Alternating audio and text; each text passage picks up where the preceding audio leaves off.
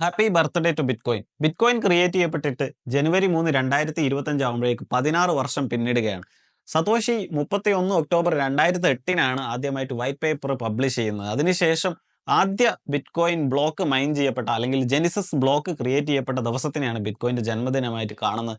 ഈ ഒരു ആദ്യമായിട്ട് ഉണ്ടാക്കിയ ബ്ലോക്കിനെയാണ് ജെനിസിസ് ബ്ലോക്ക് എന്ന് പറയുന്നത്. ഈ ഒരു ബ്ലോക്കിൽ സതോഷി ഉണ്ടാക്കുന്ന സമയത്ത് തന്നെ ആഡ് ചെയ്തിരിക്കുന്നത് ദ ടൈംസ് എന്ന ബ്രിട്ടീഷ് ദിനപത്രത്തിൽ അന്ന് വന്ന ഒരു വാർത്തയായിരുന്നു. ആ വാർത്ത ഇങ്ങനെയാണ്, അതായത് അവിടുത്തെ ഒരു സെൻട്രൽ ബാങ്കുകളെ ബെയിൽ ഔട്ട് ചെയ്ത ന്യൂസ് വെച്ചുകൊണ്ടായിരുന്നു സതോഷി ഈ ഒരു ബ്ലോക്ക് പബ്ലിഷ് ചെയ്യുന്നത്. സതോഷി ഈ ഒരു ന്യൂസ് ആ ഒരു ബ്ലോക്ക് ചെയിനിൽ ആഡ് ചെയ്യാൻ അല്ലെങ്കിൽ അതിലൊരു മെസ്സേജ് ആയിട്ട് ആഡ് ചെയ്യാനുള്ള കാരണം എന്ന് പറയുന്നത് ഫിയറ്റ് മോണിറ്ററി സിസ്റ്റത്തിന്റെ പോരായ്മകളെ അല്ലെങ്കിൽ അതിന്റെ പ്രശ്നങ്ങളെക്കുറിച്ച് ജനങ്ങളെ അറിയിക്കുക, ബിറ്റ്കോയിൻ അതിൻ്റെയൊക്കെ ഉള്ള ഒരു സൊല്യൂഷൻ ആണ് എന്ന് ജനങ്ങളെ മുന്നിലേക്ക് അറിയിക്കുക എന്നതും കൂടി ഒരു ഉദ്ദേശമായിട്ടാണ് ഈ ഒരു മെസ്സേജ് സതോഷി ഈ ഒരു ബ്ലോക്കിൽ ആഡ് ചെയ്തിരിക്കുന്നത്. 16 വർഷങ്ങൾക്ക് ഇപ്പുറം നമ്മൾ ബിറ്റ്കോയിൻ്റെ പെർഫോമൻസ് എടുത്തു നോക്കുകയാണെങ്കിൽ ലോകത്തിലെ തന്നെ ഏറ്റവും വലിയ ഏഴാമത്തെ അസറ്റായിട്ട് ബിറ്റ്കോയിൻ മാറിയിരിക്കുകയാണ്. ഈ ഒരു ലോകത്തിലെ ഏറ്റവും വലിയ അസറ്റുകളുടെ കൂട്ടത്തിൽ ഏറ്റവും ചുരുങ്ങിയ കാലഘട്ടം കൊണ്ട് തന്നെ ഈ ഒരു ആദ്യ 10 ഇടം പിടിച്ച അസറ്റുമാണ് ബിറ്റ്കോയിൻ എന്ന് പറയുന്നത്. നമുക്ക് കഴിഞ്ഞ 14 വർഷത്തെ കണക്കെടുക്കുകയാണെങ്കിൽ 11 വർഷവും ഏറ്റവും കൂടുതൽ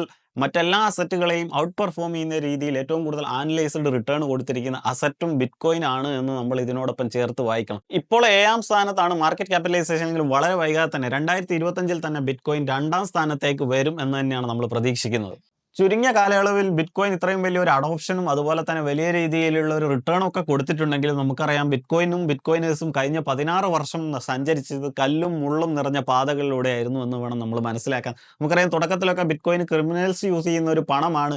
പിന്നീട് അത് ഭയങ്കരമായിട്ട് ഇലക്ട്രിസിറ്റി യൂസ് ചെയ്യും, അല്ലെങ്കിൽ നാളെ ഗവൺമെൻറ് വന്ന് ബാൻ ചെയ്യും, അങ്ങനെ ചെയ്താൽ എന്താണ് ചെയ്യുക എന്നൊക്കെ ചോദിക്കുന്ന പല വ്യത്യസ്തങ്ങളായ തെറ്റിദ്ധാരണകളുടെയും അതേപോലെ തന്നെ വ്യത്യസ്തങ്ങളായ പ്രോപ്പഗണ്ടയും അതിജീവിച്ചാണ് ബിറ്റ്കോയിൻ ഇന്ന് ഈ നിലയിൽ എത്തി നിൽക്കുന്നത്. ബിറ്റ്കോയിനെ തള്ളിപ്പറഞ്ഞ പല ആളുകളും അല്ലെങ്കിൽ പല ഇൻസ്റ്റിറ്റ്യൂഷൻസും പിന്നീട് അവരുടെ നിലപാടുകളൊക്കെ തിരുത്തുന്നതായി നമ്മൾ കാണാറുണ്ട്. 2024 SEC ബിറ്റ്കോയിൻ ഒരു കമോഡിറ്റിയായി അംഗീകരിച്ചു. അതിന്റെ ഫലമായിട്ടാണ് bitcoin ETF spot ETF US approve ആകുന്നത്. ബിറ്റ്കോയിനെ തുടക്കത്തിൽ എതിർത്തിരുന്ന ബ്ലാക്ക് റോക്കിന്റെ CEO വരെ പിന്നീട് ബിറ്റ്കോയിനെ പബ്ലിക്കായിട്ട് വന്ന് ന്യൂസ് ചാനലിൽ വന്ന് ബിറ്റ്കോയിനെ സപ്പോർട്ട് ചെയ്തുകൊണ്ട് സംസാരിക്കുന്ന രീതിയിലേക്ക് വരെ കാര്യങ്ങൾ എത്തി. ഇനി ബിറ്റ്കോയിൻ്റെ കോർപ്പറേറ്റ് അഡോപ്ഷൻ പറയുകയാണെങ്കിൽ 71ലധികം കമ്പനികൾ ബിറ്റ്കോയിൻ ഹോൾഡ് ചെയ്യുന്നുണ്ടെന്ന് അവരുടെ ബാലൻസ് ഷീറ്റ് പരിശോധിച്ച് കഴിഞ്ഞാൽ പബ്ലിക്കലി ലിസ്റ്റഡ് ആയിട്ടുള്ള കമ്പനികളിൽ 71ലധികം കമ്പനികൾ ഇപ്പോൾ ബിറ്റ്കോയിൻ ഹോൾഡ് ചെയ്യുന്നുണ്ട്. അതിലിപ്പോൾ ഏറ്റവും അടുത്ത് ഇന്ത്യയിലെ സ്റ്റോക്ക് മാർക്കറ്റിൽ ലിസ്റ്റഡ് ആയിട്ടുള്ള ജെറ്റ്കിങ്ങും അവരുടെ ബിറ്റ്കോയിൻ ഹോൾഡിംഗ് ഈ അടുത്ത് പരസ്യപ്പെടുത്തിയതൊക്കെ നമ്മൾ പത്രത്തിലൂടെയും മീഡിയാസിലൂടെയൊക്കെ അറിഞ്ഞു.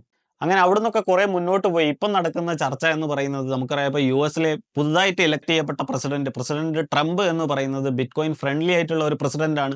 ഇതിനോടകം തന്നെ അദ്ദേഹം അധികാരത്തിൽ വരുന്നതിന് മുമ്പ് തന്നെ പല അനൗൺസ്മെന്റും നടത്തി കഴിഞ്ഞു. ഓൾറെഡി SECയുടെ നിലവിലുള്ള ചെയർമാനെ, ബിറ്റ്കോയിൻ ഫ്രണ്ട്ലി അല്ലാത്ത SECയുടെ ഇപ്പോഴത്തെ ചെയർമാനെ പിരിച്ചുവിട്ട് ബിറ്റ്കോയിൻ ഫ്രണ്ട്ലി ആയിട്ടുള്ള അല്ലെങ്കിൽ ക്രിപ്റ്റോ ഫ്രണ്ട്ലി ആയിട്ടുള്ള പുതിയ ചെയർമാനെ അപ്പോയിന്റ് ചെയ്യും എന്ന് ഓൾറെഡി അദ്ദേഹം പ്രഖ്യാപിച്ചു കഴിഞ്ഞു.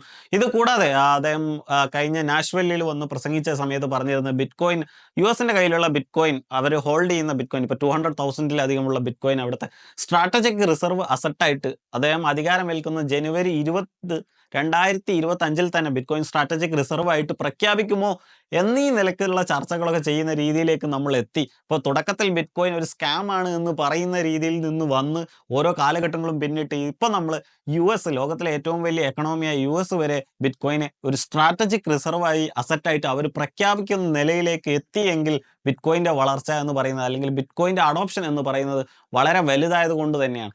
അപ്പോൾ ബിറ്റ്കോയിൻ്റെ ഈ ഒരു ജന്മദിനത്തിൽ പറയാനുള്ളത്, ബിറ്റ്കോയിൻ എന്ന് പറയുന്നത് കഴിഞ്ഞ 14 വർഷത്തിൽ ഏറ്റവും കൂടുതൽ റിട്ടേൺ കൊടുത്ത അസറ്റാണ് ബിറ്റ്കോയിൻ. 14 വർഷത്തിൽ 11 വർഷവും എല്ലാ മേജർ അസറ്റ് ക്ലാസ്സിനെയും മാരകമായി ഔട്ട് പെർഫോം ചെയ്ത ഒരു അസറ്റാണ് ബിറ്റ്കോയിൻ എന്ന് പറയുന്നത്. ജസ്റ്റ് ഒരു ഔട്ട് പെർഫോമൻസ് അല്ല, മാരകമായിട്ട് ഔട്ട് പെർഫോം ചെയ്ത അസറ്റാണ് ബിറ്റ്കോയിൻ.